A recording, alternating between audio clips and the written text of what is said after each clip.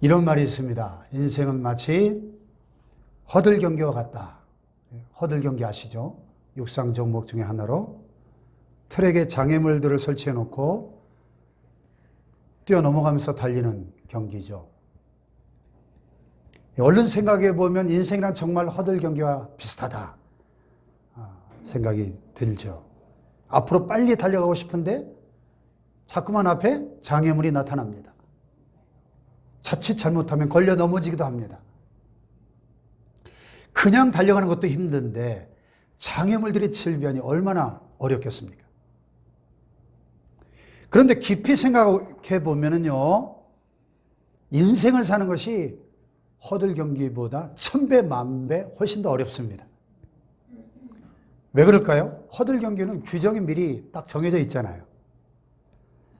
선수들의 성별과 연령에 따라서 장애물들을 조절해 놓고 또 그 높이와 개수도 미리 다 정해 놓습니다.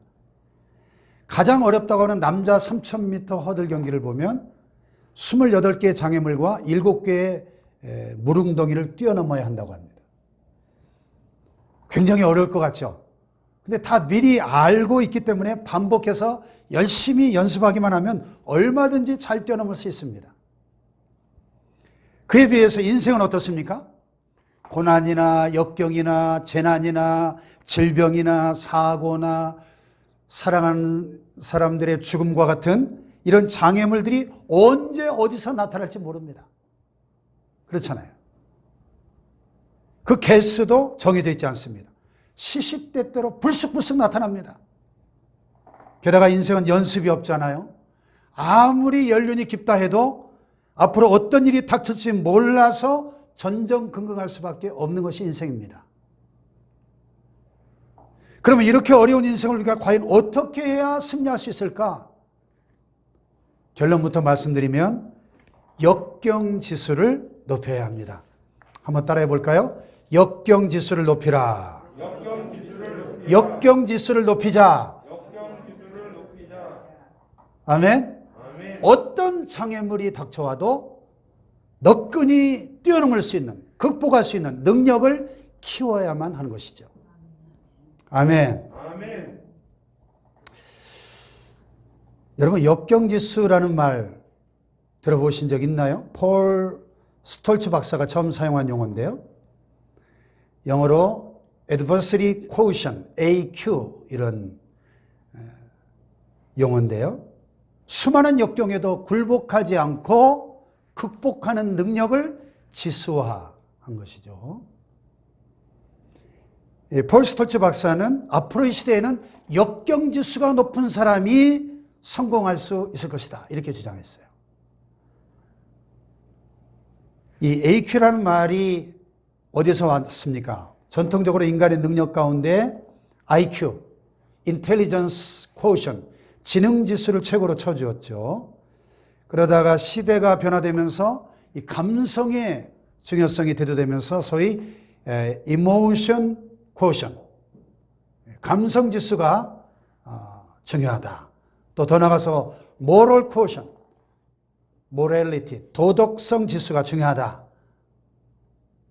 심지어 어떤 이들은 JQ, 잔머리 지수가 중요하다. 우리 교계에서는 SQ, 영성 지수가 중요하다. 그런데 그 이상으로 중요한 것이 바로 이 역경 지수, AQ라는 거죠. 이 동일한 역경이 닥쳐올 때 거기에 반응하는 세 가지 유형의 사람이 있다는 것입니다. 영어로 하면 퀴터가 있고, 포기한다는 말이죠. 포기하는 자. 캠퍼, 텐트 치고 안주하는 사람. 또 클라이머, 올라가는 사람. 극복하는 자. 역경에 굴하지 않고 극복하는 자. 자, 그러면 이 셋 중에 누가 제일 역경지수가 높은 사람일까요? 클라이머겠죠. 앞서 말씀드린 대로 인생에는 무수한 역경들이 시도 때도 없이 닥쳐오기 때문에 이 역경지수가 정말 중요한 것입니다. 인생의 승리를 위해서는 이 역경지수를 높이는 것이 필수다 하는 거예요. 그러면 하나님을 믿는 저와 여러분은 하나님을 믿기 때문에 역경이 찾아오지 않을까요? 그렇지 않죠. 우리도 마찬가지입니다. 고난과 역경은 누구에게나 닥쳐옵니다. 남녀노소를 가리지 않습니다. 시도 때도 가리지 않고 신자거나 불신자거나 가리지 않습니다. 신앙이 좋거나 신앙이 별로 좋지 않거나 가리지 않아요. 성경을 아무리 샅샅이 훑어봐도 믿는 성도에게는, 특히 신앙이 아주 좋은 성도에게는 고난이 완전 면제된다 약속한 구절이 없어요. 세상에는 너희가 환난을 당하나 담대하라, 내가 세상을 이겨노라. 오히려 아멘. 오히려 성도의 고난에 관해 언급한 구절이 훨씬 많이 나옵니다. 시편 34편 19절에 보면 같이 한번 읽어볼까요? 시작. 의인은 고난이 많으나 여호와께서 그의 모든 고난에서 건지시는도다. 여기서 의인은 누구를 가리킬까요? 신앙이 좋은 성도를 가리킵니다. 자, 신앙이 좋은 성도에게는 고난이 있어요, 없어요? 있어요. 있는 정도가 아니라 심지어 많다 그랬어요. 의인은 고난이 많다. 다만 하나님께서 그의 모든 고난에서 어떻게 해요? 건져주신다고 약속하십니다. 할렐루야. 아멘. 참 다행인데 면제해 주신다는 약속은 없어요. 또 히브리서 12장 8절에 보면 이런 말씀도 있죠. 다 같이 시작. 징계는 다 받는 것이거늘 너에게 없으면 사생자여 친아들이 아니니라. 징계가 뭐예요? 징계. 고난이나 역경을 의미합니다. 징계가 없으면 친아들이 아니라 사생자라는 거, 사생자, 버림받은 자식. 여러분, 부모가 왜 자식에게 매를 들고 징계합니까? 왜 때려요? 왜 자식에게 고난을 줍니까? 사랑하기 때문에. 인간 되라고 바로 세우기 위해서, 유익하게 하기 위해서 징계하지 않습니까? 하나님은 더더욱 그러시다는 것입니다. 자, 히브리서 12장 10절 보세요. 시작.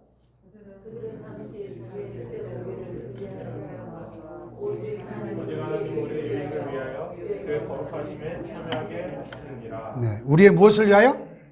우리의 유익을 위하여. 우리를 거룩한 하나님의 자녀로 바로 세우시고 사용하시기 위해서. 그래서 승리의 삶을 살게 하시려고 고난을 주신다 하는 말씀입니다.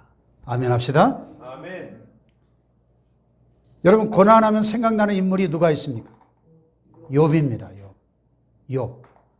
욥은 어떤 사람이었습니까? 동방의 의인이었습니다. 하나님을 경외하고 온전하여 악에서 떠난 자라고 하나님도 친히 인정해 주신 사람이었습니다. 그럼에도 불구하고 그는 극한 고난을 당했죠. 남들이 당하지 않는 그 엄청난 고난을 몽땅 다 당했습니다. 하루아침에 10남매가 몰살당하고 그 많던 전 재산을 몽땅 다 잃었습니다. 자기 몸에는 나중에 발바닥에서 정수리까지 악창 같은 피부병으로 깨어진 기와 조각으로 벅벅 긁을 정도로 극심한 육체적 고통까지 겪게 됩니다. 물론 그가 하나님을 원망하진 않았지만은 고난의 이유를 몰라서 너무너무 힘들어했습니다. 그런데 우리가 욥기를 읽다 보면 그가 점점 하나님을 깊이 체험하면서 고난의 의미를 깨닫고 이렇게 고백하잖아요. 이 유명한 고백이죠. 다 같이 시작. 그러나 내가 가는 길을 그가 아시나니 그가 나를 단련하신 후에는 내가 순금같이 되어 나으리라. 아멘. 욥은 그가 당하는 고난이 하나님이 자신의 신앙을 연단하시려는, 훈련하시려는 목적을 가지고 허락하신 고난임을 깨닫고 결국 승리한 것입니다. 할렐루야. 사람이 고난과 역경이 닥쳐올 때 자기 자신의 의지적인 힘으로 노력으로 극복할 수도 있습니다. 그런데 거기에는 사람의 의지와 노력에는 한계가 있어요. 얼마 못 가서 무너지고 포기하게 됩니다. 하나님을 의지하는 신앙이 있어야 역경을 극복하는 힘이 커질 수 있는 것입니다. 할렐루야. 그래서 통계를 봐도 믿지 않는 일반인들보다 신앙을 가진 분들이 역경 지수가 훨씬 더 높습니다. 이 역경 지수가 높아지면 높아질수록 단순히 역경을 극복하는 것을 넘어 역경이 오히려 하나님의 놀라운 역사를 체험하는 기회가 되는 것입니다. 아멘 합시다. 아멘. 전 세계적으로 가장 많은 사람들의 사랑을 받고 애송되는 크리스마스 캐롤이 있죠. 찬송가 109장 고요한 밤. 우리 안 믿는 사람들도 모르는 사람이 없는 이 유명한 노래.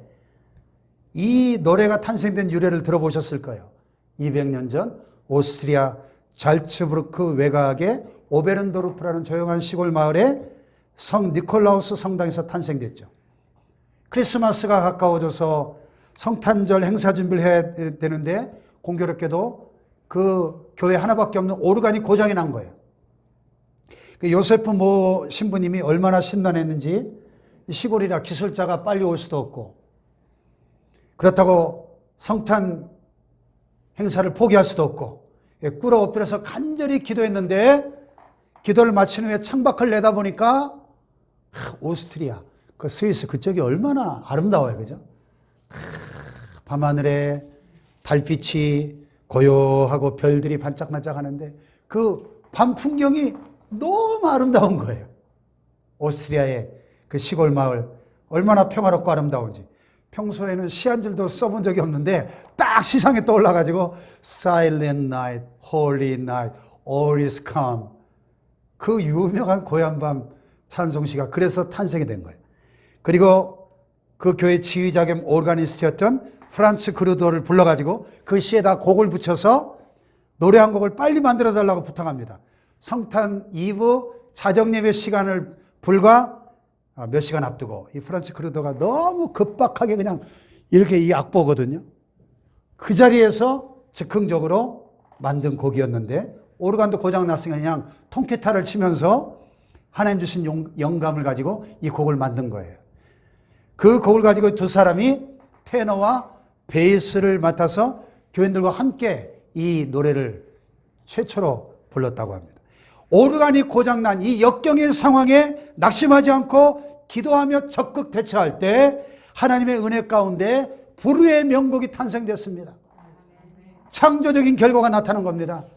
할렐루야. 아멘. 그렇습니다. 역경은 분명 위기입니다. 그러나 위기는 한자로 봐도 정확히 말하면 위험한 기회예요. 위험한 기회. 따라서 잘 극복하기만 하면 위험한 기회가 얼마든지 위대한 기회가 될 수 있는 겁니다. 할렐루야. 우리 교회도 보세요. 6개월 전에 나가주세요. 이거 얼마나 위기입니까?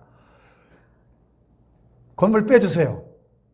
위기 앞에 우리가 기도하며 한 마음으로 이렇게 이전을 위해서 협력하니까 이렇게 위기가 오히려 기회가 된 줄 믿습니다.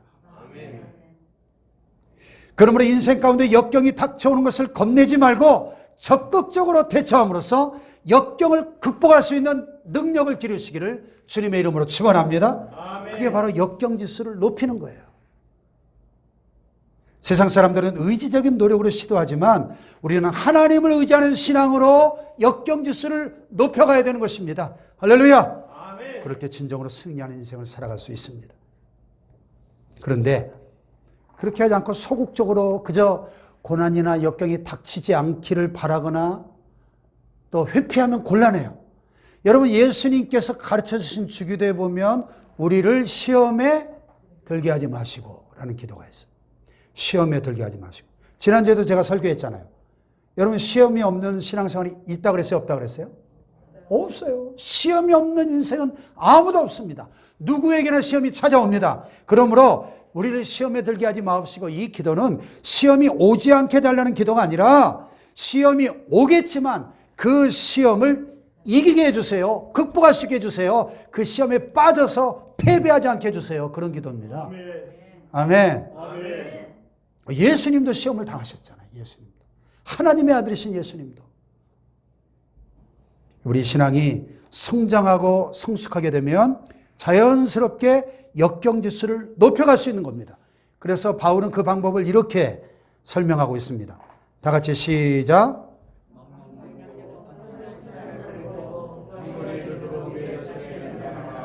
육체의 연단은 약간의 유익이 있으나 경건은 범사에 유익하니 금생과 내생의 약속이 있느니라. 아멘. 경건에 이르도록 어떻게 하라고요? 내 자신을 연단하라. 연단이 뭐예요? 트레이닝이에요. 트레이닝.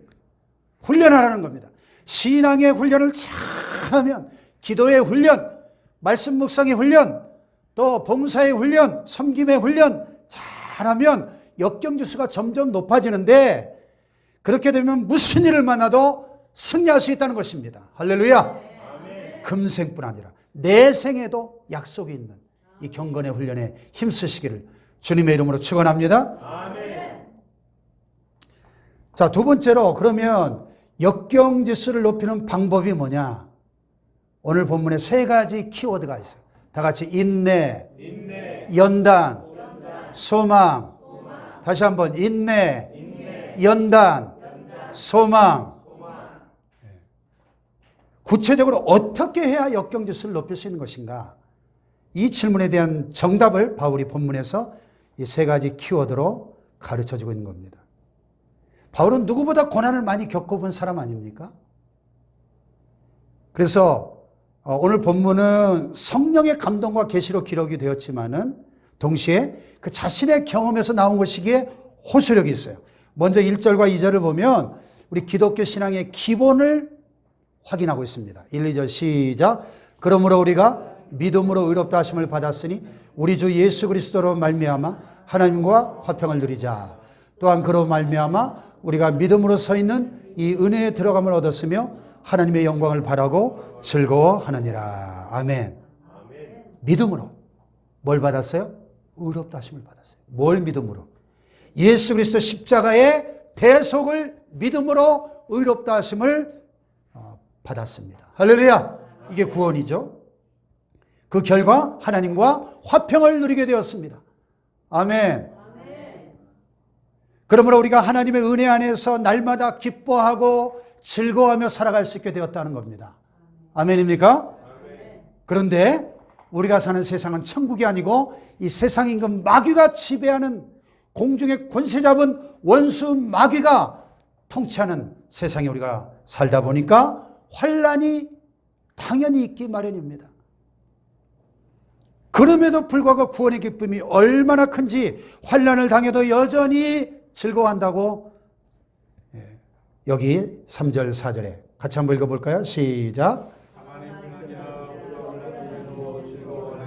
이는 환난은 인내를, 인내는 연단을, 연단은 소망을 이루는 줄 알미로다. 여기 환난이라는 단어의 헬라어 원어를 보면 뜰립시스라는 단어인데 이 말은 압박, 고통 이런 뜻을 갖고 있고 원래 누르다, 압착하다라는 동사에서 유래가 된 단어입니다.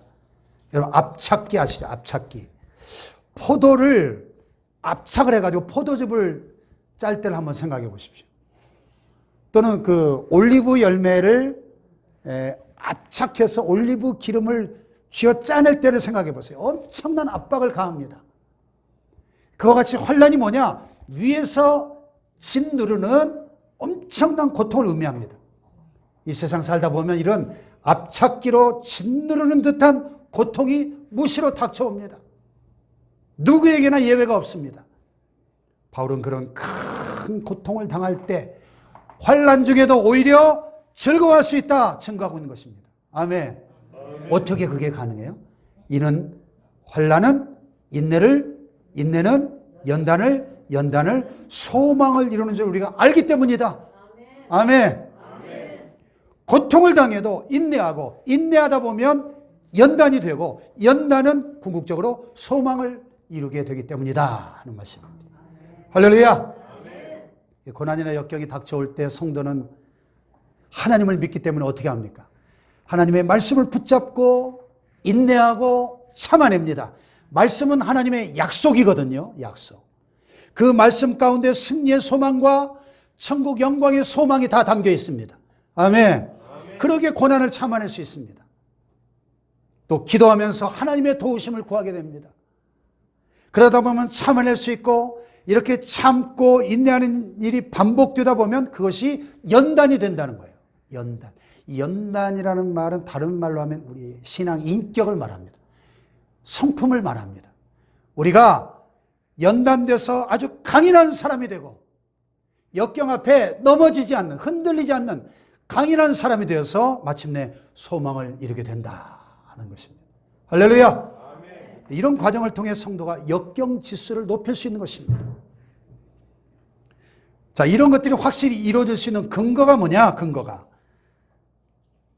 하나님이 보증으로 부어주신 성령과 십자가 사랑이 그 보증입니다. 자, 5, 6절 시작.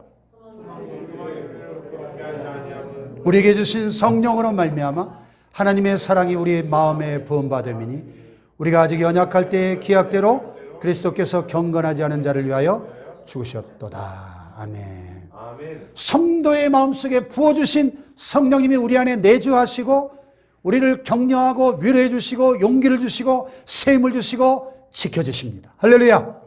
예, 성령님이 함께 하신 자체가 보증이에요. 뿐만 아니라 그 이전에 2000년 전 예수께서 우리를 대신하여 십자가에 죽으셨는데 그 십자가의 사랑 자체가 보증이라는 겁니다. 그래서 6절에 보면 우리가 아직 어떠할 때? 우리가 아직 연약할 때 기약대로 그리스도께서 경건하지 않은 자를 위하여 죽으셨도다. 다시 말해서 우리가 완벽한 의인이라서 우리를 대신해서 예수님이 죽으신 게 아닙니다. 아직 연약할 때, 즉 아직 죄인 되었을 때 우리를 위해 죽으신 겁니다. 할렐루야. 그만큼 우리를 사랑하십니다. 그 희생의 대가로 그 십자가의 피값으로 우리를 하나님의 자녀로 사셨습니다. 그래서 이것을 우리가 리뎀션, 구속이라고 성경은 표현하고 있습니다. 할렐루야. 그래서 이런 말이 있잖아요. 우리는 예수님짜리다. 들어보셨어요? 우리는 예수님짜리다. 우리가 어떤 물건을 살 때 100만 원 주고 사면 얼마짜리예요? 100만 원짜리. 이 삼성 75인치 TV 홈쇼핑에서 202만 원인가? 주고 샀어요. 많이 싸졌어요. 202만 원 주고 샀으니까 이거 얼마짜리입니까? 202만 원짜리입니다. 202만 원짜리. 그럼 우리는 얼마짜리예요? 예수님의 피값을 주고 샀으니까 예수님짜리예요. 따라합시다. 나는 예수님짜리다. 옆에 분 보면서 당신은 예수님짜리네요. 예수님짜리. 굉장히 비싸네요. 예수님짜리. 할렐루야. 이와 같이 성령님의 보증이 있고 십자가 사랑의 보증이 있기에 하나님은 결코 우리를 포기하지 않으시는 겁니다. 아멘입니까? 아멘. 이 세상 끝날까지 지켜주시고 우리를 버리지 않으시는 거예요. 아멘 합시다. 고난을 허락하시지만 감당할 힘을 주셔요. 이것이 승리의 확신이죠. 고린도서 10장 시작. 사람이 감당할 시험 밖에는 너희가 당한 것이 없나니 오직 하나님은 미쁘사 너희가 감당하지 못할 시험 당함을 허락하지 아니하시고 시험 당할 즈음에 또한 피할 길을 내사 너희로 능히 감당하게 하시느니라. 아멘. 고난 자체를 면제해 주시지는 않지만 감당할 수 있을 만큼은 허락하시고 또 극복할 수 있도록 도와주신다. 피할 길을 주신다. 할렐루야. 아멘. 이런 과정을 통해서 우리를 강하게 만드시고 결국은 승리하게 해주신다는 겁니다. 그래서 바울은 당당하게 이렇게 외치는 거예요. 롬 8:28. 다 같이 시작. 우리가 알거니와 하나님을 사랑하는 자 곧 그의 뜻대로 부르심을 입은 자들에게는 모든 것이 합력하여 뭘 이뤄요? 선을 이룬다. 모든 것이란 말씀에는 그야말로 모든 게 다 들어가 있는 거예요. 좋은 일이나 나쁜 일이나 쉬운 일이나 어려운 일이나 순경이나 역경이나 다 이게 한데 어우러져서 결국은 선을 이루고 승리한다. 그런 말씀이에요. 아멘. 아멘. 그래서 이 승리의 찬가를 외치잖아요. 로마서 8장 37절 시작. 그러나 이 모든 일에 우리를 사랑하신 이로 말미암아 우리가 어떻게 이겨요? 넉넉히 이기느니라. 보도시 이겨요? 아니, 넉넉히 이겨. 보도시 이기는 게 아니라 넉넉히 이길 줄로 믿습니다. 할렐루야. 대저의인은 7번 넘어질지라도 다시 일어나려냐. 자문에 7.8기의 신앙, 오뚜기 신앙. 할렐루야. 베드로도 고난을 많이 당해본 사람으로서 이렇게 증거합니다. 시작. 사랑하는 자들아 너희를 연단하려고 하는 불시험을 이상한 일 당하는 것 같이 이상히 여기지 말고 오히려 너희가 그리스도의 고난에 참여하는 것으로 즐거워하라. 이는 그의 영광을 나타내실 때 너희로 즐거워하고 기뻐하게 하려 함이라. 아멘. 너를 연단하려 오는 불시험, 이상하게 여기지 말라는 겁니다. 오히려 기뻐하고 즐거워하라는 겁니다. 할렐루야. 고난을 많이 당해도 연단을 통하여 결국 승리하고 그의 영광을 나타내실 때, 즉 주님께서 재림하실 때 큰 영광을 얻게 될 것을 믿기 때문에. 아멘. 그러니까 성도는 절대로 망하지 않는 것입니다. 아멘. 말씀 맺겠습니다. 역경지수가 높은 자의 축복이 뭐냐? 승리와 영광입니다. 할렐루야. 말씀과 기도로 인내하고 연단을 받다 보면 역경지수가 점점 높아지고 그런 가운데 하나님의 예비하신 놀라운 축복을 받게 됩니다. 역경을 극복하고 승리하고 궁극적으로는 천국의 영광에 이르게 되는 것입니다. 할렐루야.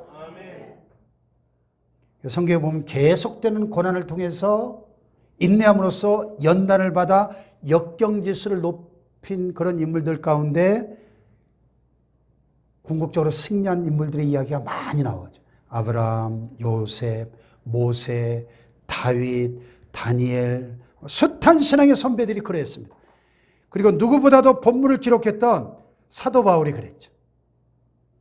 바울은 어떤 사람이었습니까? 본래 귀족 가문 출신의 엘리트였습니다. 최고의 학문을 두루 섭렵한 박사였고 나면서부터 로마 시민권자로 엘리트 중에 엘리트였습니다.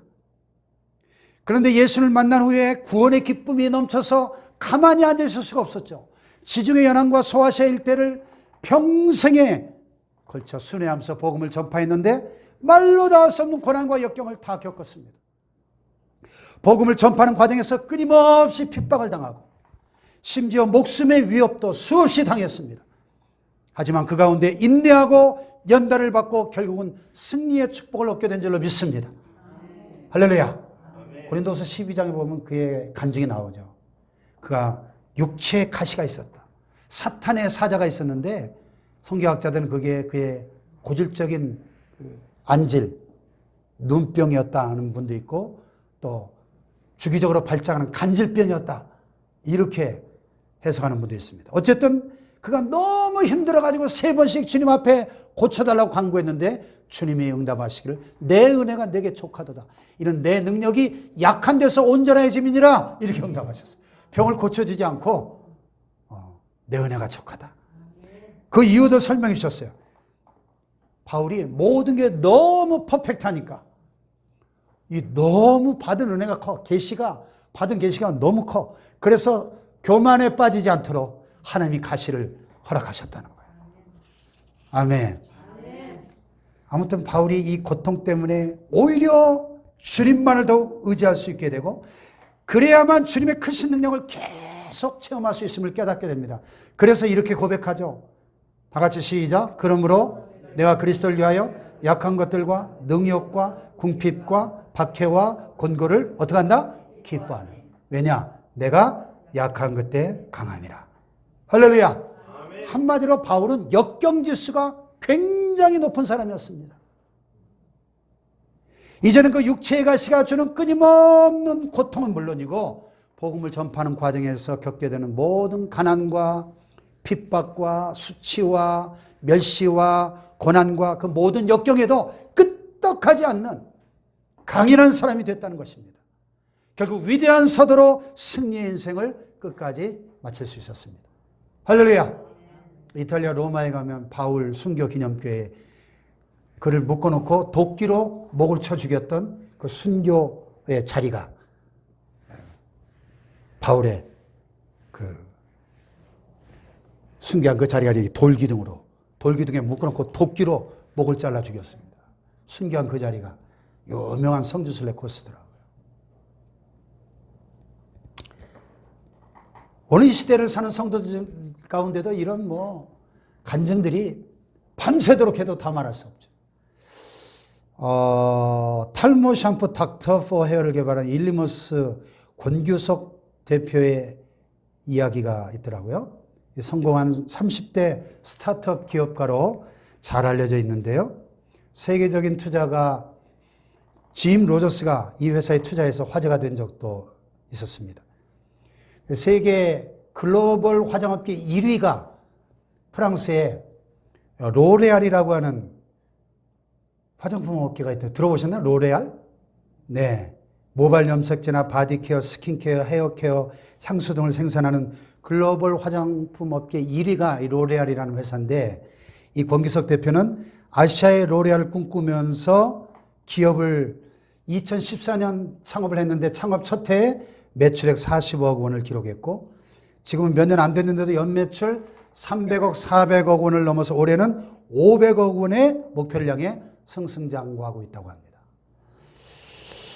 별로 안 놀라시네. 더 잘 버시나 봐. 예. 근데 그의 이 성공 스토리 이면에는 수많은 고난이 있었습니다. 비하인드 스토리가 있어요. 그의 아버지가 해외에서 중고자동차 수출입 사업을 하면서 선교하시던 분이셨는데, 믿음의 아버지셨는데, 근데 아버지가 사업이 잘 안 되고 부진해지면서 그가 영국에 유학을 갔었는데 영국 유학도 접고 귀국해서 군대를 갔다 와서 아르바이트로 여기저기 전전하고 있었는데 20대 젊은 나이에 탈모가 온 거예요.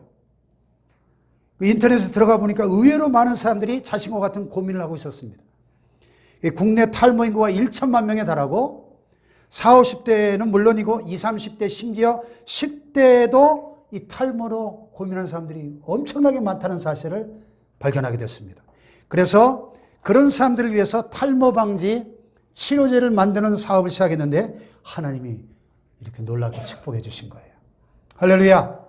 만약 그가 이 역경 앞에서 굴복하고 포기했더라면 지금의 그는 없었겠죠. 절망 가운데 신세 한탄하고 있었겠죠. 그렇습니다, 여러분. 동일한 고난이 닥쳐와도 어떤 사람은 역경지수를 높이고 결국 승리합니다. 반면에 어떤 사람은 좌절하고 포기하다가 인생을 스스로 망쳐버립니다. 여러분, 어느 쪽이 되고 싶습니까?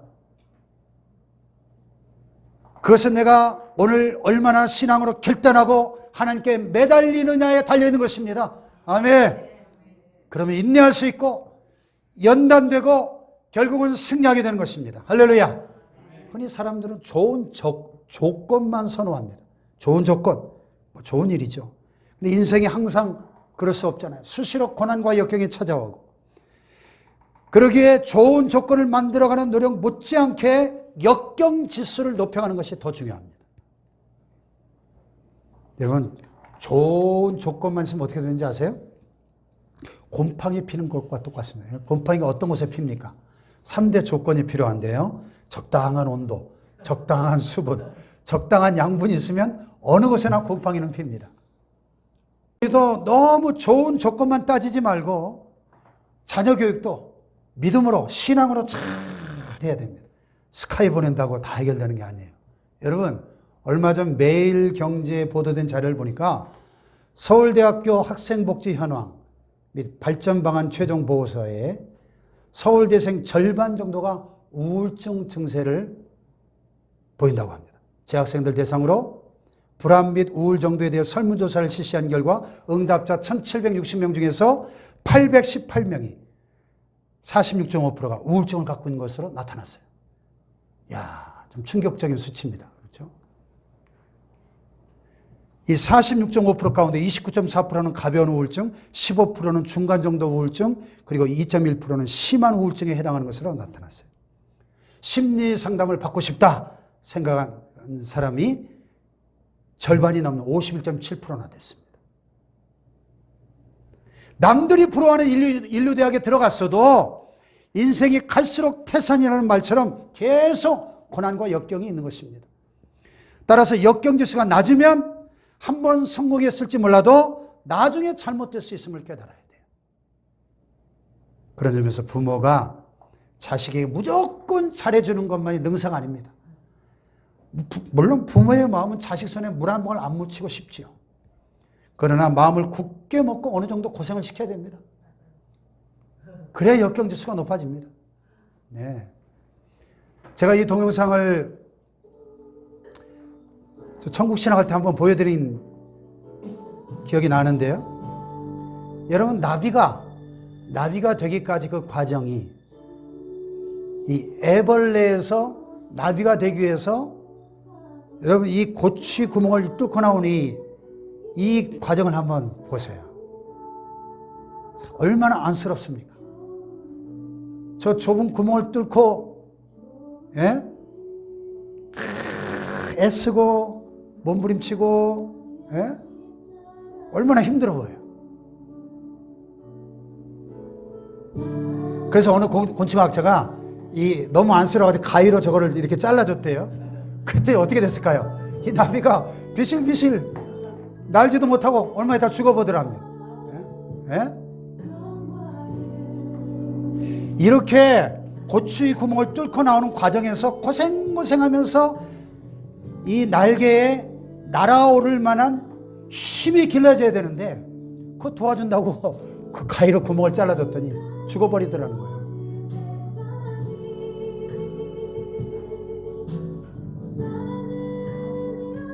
나비 보세요. 애벌레가 저렇게 멋진 나비로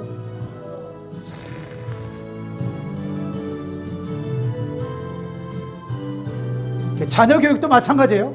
무조건 잘해주는 게 능사가 아닙니다. 스스로 일어설 수 있도록 역경지수를 길러줘야 돼요.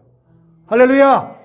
인생은 스펙이 문제가 아니라 역경지수가 어떤가에 따라 승패가 좌우됩니다.